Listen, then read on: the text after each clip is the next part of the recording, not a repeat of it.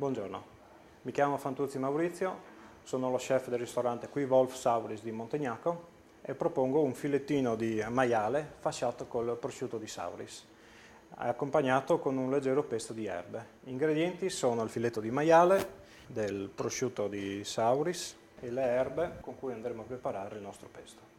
Iniziamo tagliando i due filettini, li fasciamo col prosciutto.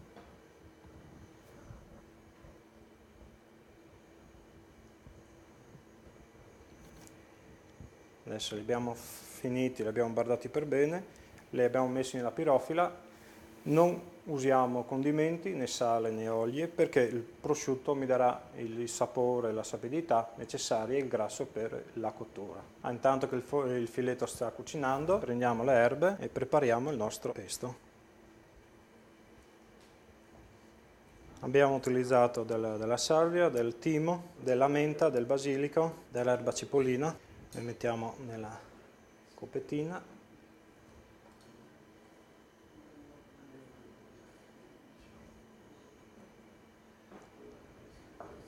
E mussoniamo un po' con una presina di pepe.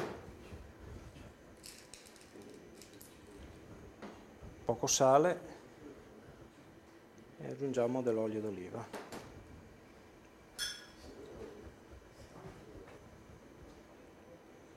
Il nostro pesto è pronto. Adesso tiriamo fuori i filettini, sono passati 10 minuti a 180 gradi, il piatto è servito, abbiamo questo filettino di maiale fasciato col prosciutto di Sauris, servito con della polenta saracena, dei cornetti sempre di prosciutto con delle erbe che richiamano il pesto alle erbe.